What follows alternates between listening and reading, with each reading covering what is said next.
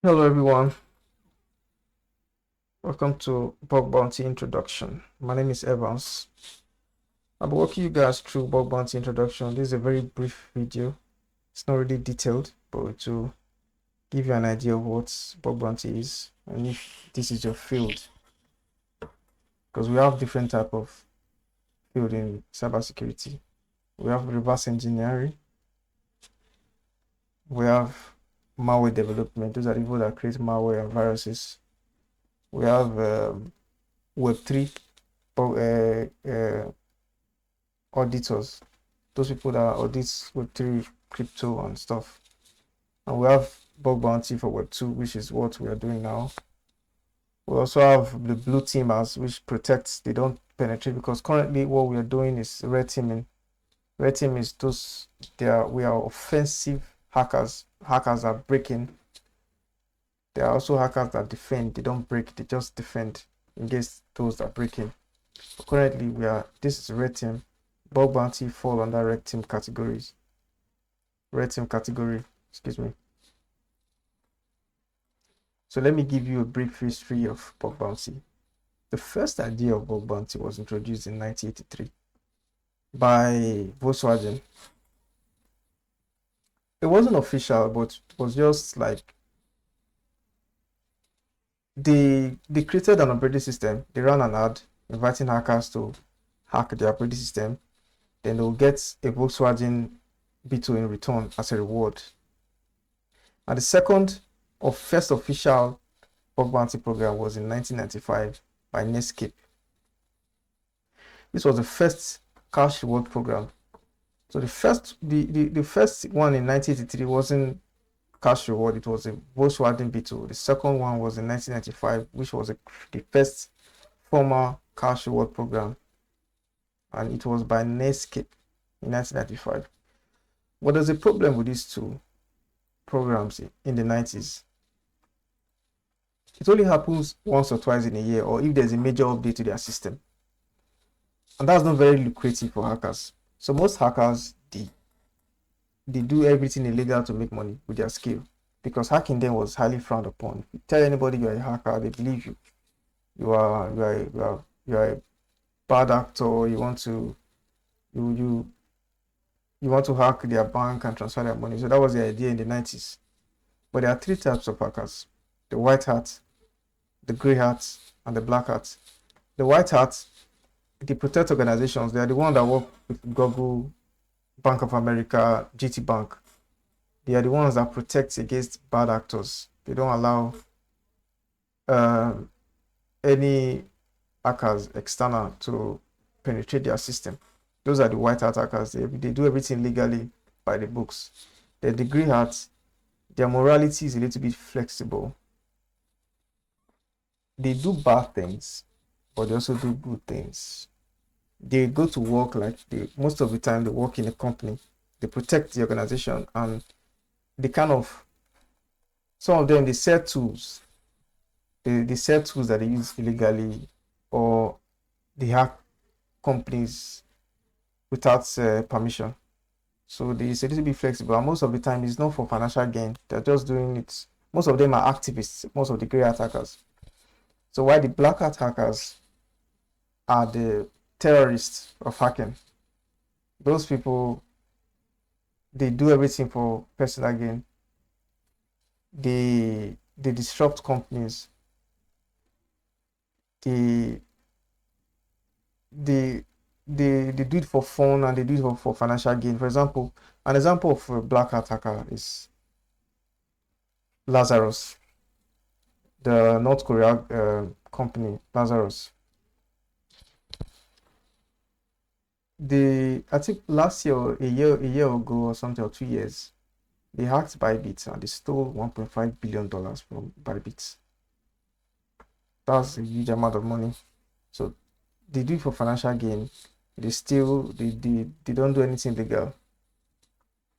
So, but as I said before, there's a problem with these two. The problem was it only happens twice a year. That's not very lucrative. So that's what introduced the modern bug bounty program. Excuse me, before then, let me play music.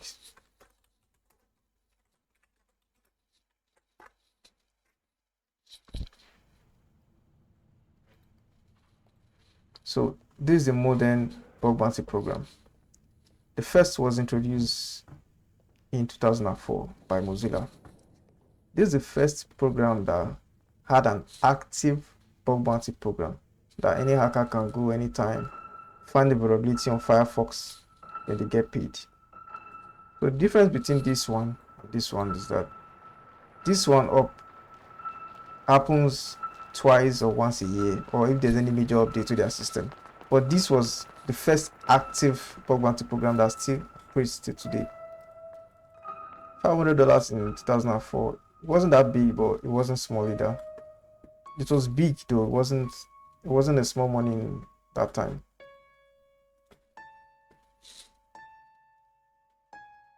So in 2010, Google joined the bug bounty program. They introduced their VRP web application, and tech giants like Facebook and Microsoft joined. But there was still a problem with these two. It was limited to just few companies, like big tech companies, and you can't expect all the hackers in the world to try to be hacking just these 4 companies. The competition was very high then. So in 2011, 2012, platforms like HackerOne and Bugcrowd, Integrity, and so many more, they introduced, they transformed bug bounty from an individual company programs to a global crowdsourced cybersecurity industry. It became, what that means is any company, any small company, like maybe a company that is not as big as Google, like Moniepoint, those banks, maybe OP, they can join the programs to submit their company and allow hackers to secure it for them. Let's go to HackerOne and see. This is HackerOne. HackerOne was introduced in 2011. So what they do is they sit in the middle of the company and the hackers.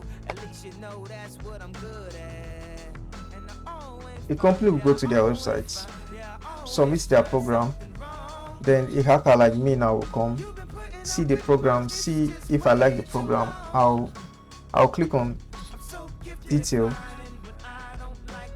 If I like the particular program and their payouts, I click on it. Then I check what they allow me to actually hack, because there's a limit to what you can hack in the company. You cannot hack everything.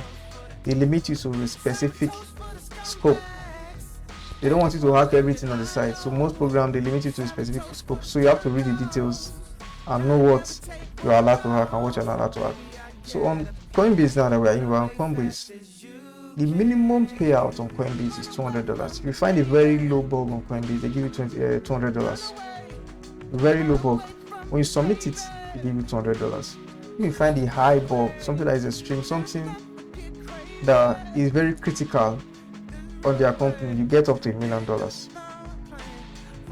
But on average, most hackers make from $12,000 to $15,000 every month on average. Those people that are fully invested in bug bounty. The platform I really used the most, I used the most 2 years ago, was Integrity. A year ago it was Integrity. The total amount I made from this program was, I think, was up to almost 4,000 euros. I stopped. One of the reasons why I stopped was I was focused on malware development then. I wasn't really focused on this. And there was a problem. The problem was I can find a bug of like $2,000, and if I submit it, somebody else has already submitted it. So if somebody else submits a particular bug that I find, maybe we found the same bug and they submitted it before me, I'm not going to get paid. They are going to get paid and they will fix the bug. So that was a problem for me, because I wasn't fully invested in bug bounty at that time. I was a little bit falling behind and losing a lot of money, so I stopped. And because of the new era of the AI era, everything has become easier. Most hackers that were earning $2,000 or $200 are now earning $15,000 with AI. So that's why I'm coming back to bug bounty, because those things those late submission that I used to do, I can automate everything with AI. That's why I'm currently coming back to bug bounty to see, because if you go on Twitter, you see people are making, I think one of my friends from India, I think in just 3 months, he made up to $62,000 using Claude. So people are using any technology that is available to them to make money. So I think I found like a particular skill that they use on how to get the latest, uh, how to submit bugs faster, and how to be ahead of every other person. So that's it. And if you want to visit this, just sign up. But for now, we're going to be focusing on Portugal. This is this is where we are starting our bug bounty journey. Portugal. Portugal is a platform that teach people that want to learn bug bounty how it works, and they will give you a vulnerable system, teach you how to hack that vulnerable system, and you learn from there the basics. So there's something called OWASP top 10. I don't think I'm pronouncing it very well. Let me search for it. OWASP, yeah, top 10. Top 10.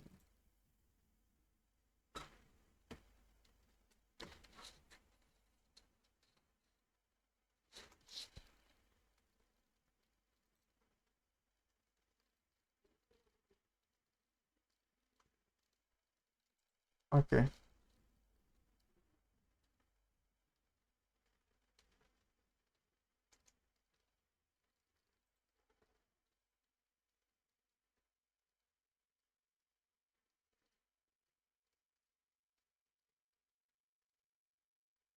A chain attack. You know what? Let's leave this. We'll do this another time. I will come back to that later. So these are different attack vectors that you can use to hack your website. Everything you are seeing here are the most common vulnerability you can find on any website. Everything you are seeing here, we're going to be learning everything. They are not the same. The particular vulnerability you find on a website will determine how much you get paid. This OS command injection, the severity is different from this. Same with SQL injection. SQL injection is what SQL injection is. Let me just explain SQL injection is. Is the ability to alter an information on a website database. So for example, you can extract information. For example, if there's credit card details on a particular server and you want to extract it, by manipulating a SQL query, you can retrieve everything from the particular website, retrieve all the credit card details and use it for your personal use. So this is just an example. We have OS command, we have like API hacking, we have different types. So we're going to be learning everything, but we are starting with SQL injection. I think I posted it on the site already, on the Discord group. You can go there and learn it. We'll be having live on Friday and Saturday. When we are done with all this, we are going to go to Hack the Box to practice everything that we've learned.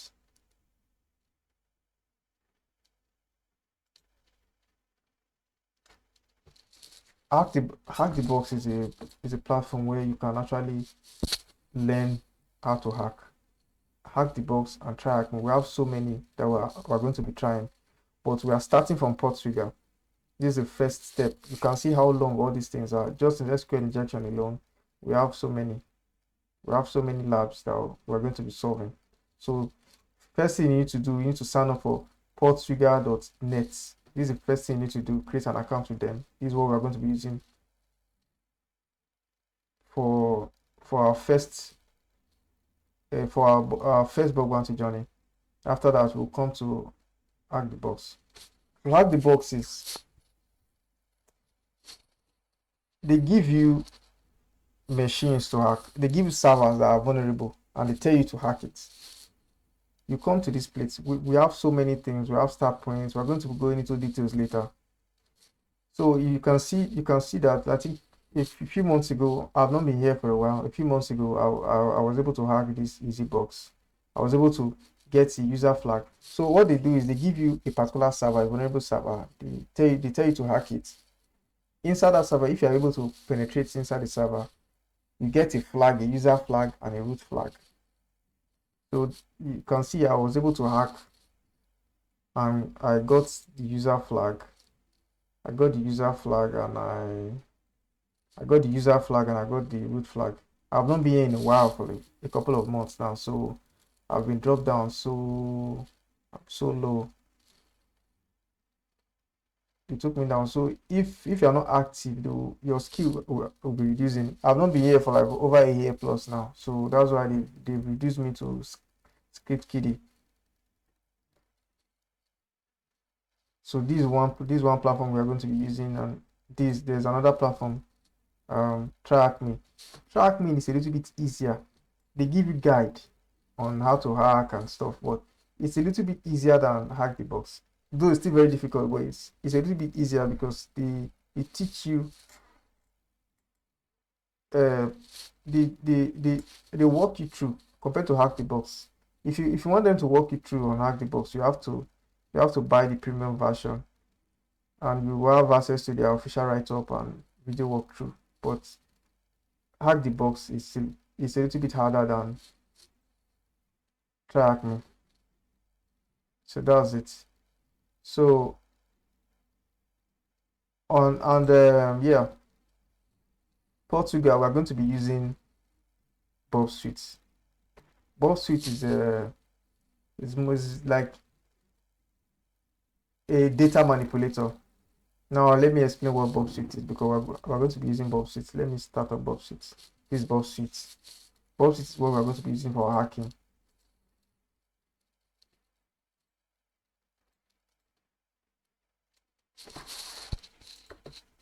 So the purpose of Bob Suite is, let me explain the use and why Bob Suite is very important.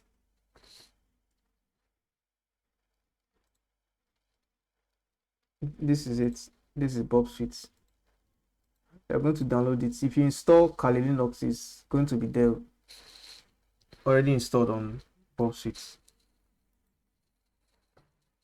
The purpose of Bob Suite is, for example, you want to send, for example, okay, this is a web server. This is a web server. Let's say this is a website, like Amazon websites. This is Amazon website. I want to order for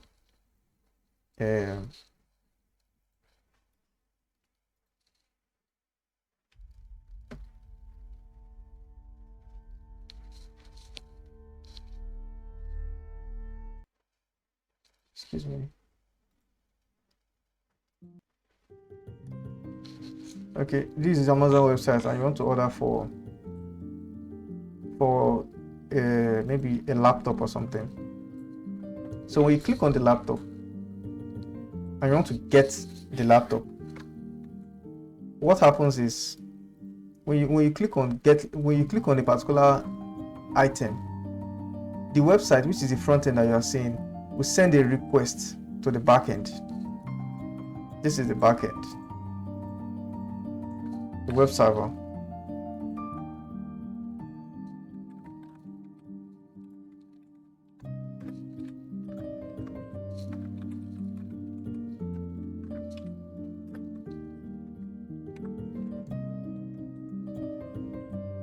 It will send the request to the backend, which is the server. Let me increase it a little bit. So if you click on get an item, then the front end will send a request to the backend for you to. Then the backend will now send that item to you. The backend will now send that item to you. Then it will not be displayed to you. Maybe you clicked on a laptop, you want to see a particular laptop, you saw it on their page, you clicked on it, it will display the laptop for you. Then the backend will send a request. The backend will look for the item you requested, and it will send the request back to you. Let me go to Amazon and show you an example. The reason why we need Bob Suits and what you're going to be doing.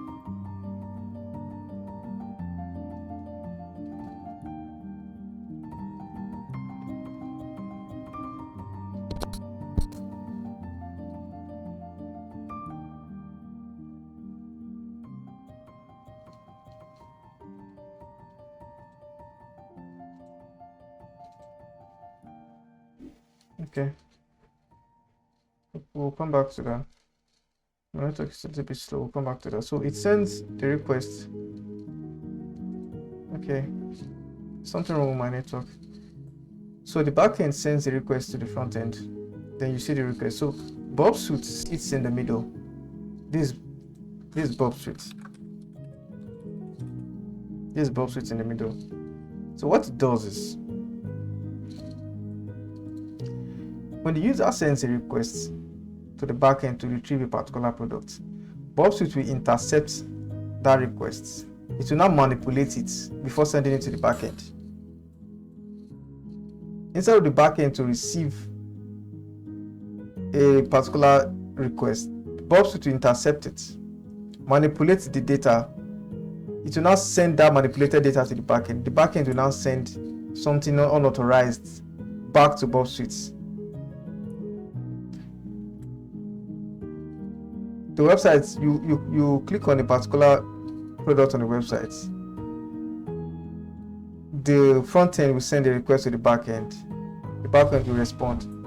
But when you intercept the request with Bob Suite will manipulate the data before sending it to the back end. Then that manipulated data will now retrieve an unauthorized detail, something that is not supposed to be requested from the backend, will not be sent to Bob Suite. Bob Suite will look at the request, for example, like credit card or something. They will not use that malicious data to do something, maybe a password for the admin or something. So that's what Bob Suite does basically. And also, before I forget, the recommended operating system is Kali Linux. The reason why Kali Linux is because it's a hacking operating system, as you can see. If you come to this place, we have all the hacking tools. There's reconnaissance, there's initial access attack. We have different hacking tools. You can see mental exploits, persistence. When you hack a website, if you want to be persistent in that website, privilege escalation from user to admin. We have so many attacks. That's why Bob Suite, Kali Linux is very important. You can see Bob Suite is already installed on Kali Linux. You don't have to install it again twice. So we have FOF. We're going to be using FOF, DevBuster, and Dev Mmap, and so many. We're going to be using all these things here. We're going to be using it in the future. So it's important to install Kali Linux. Let me go to our Discord channel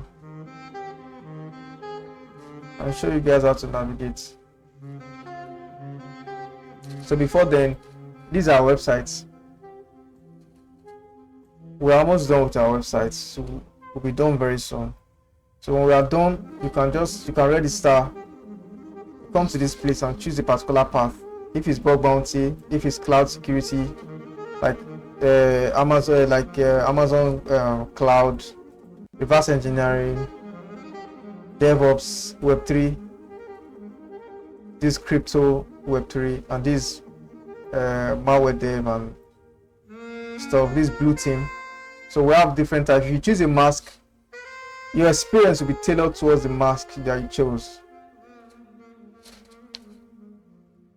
So when we are done, everything we are doing will be on this website. This is our particular website. This is official Zamani order website.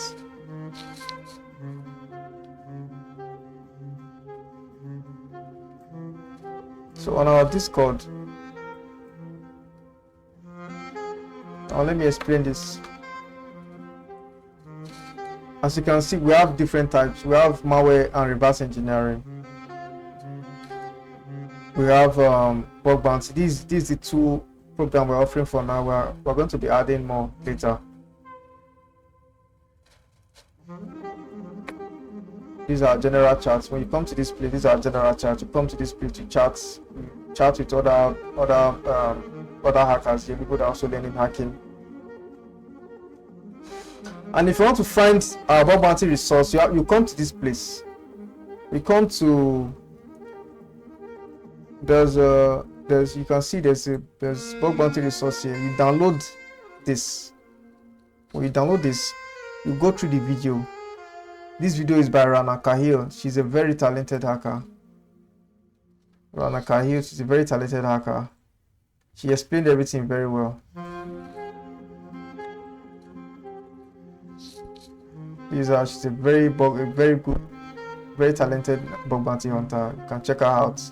So I have a paid video.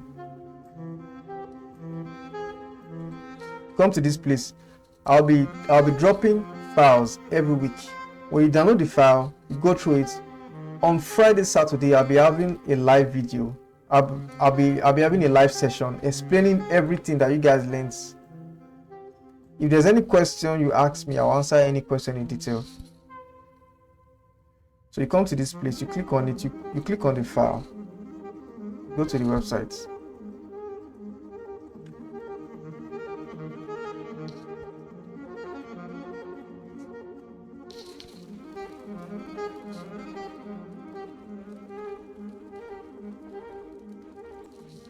There's something wrong. Click on this link instead. Okay, you click on the link up. You click on this link instead of this. When you click on this, you just download it. It's already downloading. When you download it, you extract it. After extraction, watch all the videos inside. When you are done, every weekend I'll be explaining everything to you guys. That's basically everything. But Kali Linux is very necessary. You have to install Kali Linux. If you want to install Kali, I'll be posting a video on how to do boot your Kali. Now, if you want to install Kali on your system, it depends on how powerful your system is. You can either do boot your system. If your system is not that powerful, you can do boot. You install your Windows and you install Kali Linux on it.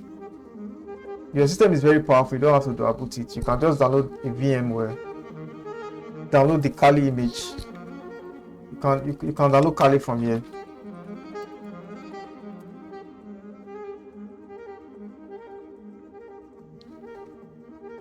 Download Kali. Now I think they explained this very well. Kali Linux is the most advanced penetration testing tool, so that's why it's very necessary. Everything is already pre-installed for you. Kali Linux is very necessary for you to download.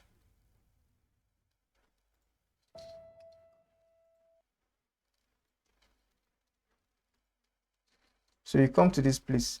If you are using a virtual machine, you download the one for virtual machine. If you are installing it, if you are doing a dual boot, you download this. So any other one is not recommended. Just these two is recommended. It's either you download for your VM or you download for your image. If you have any questions, you come to this place.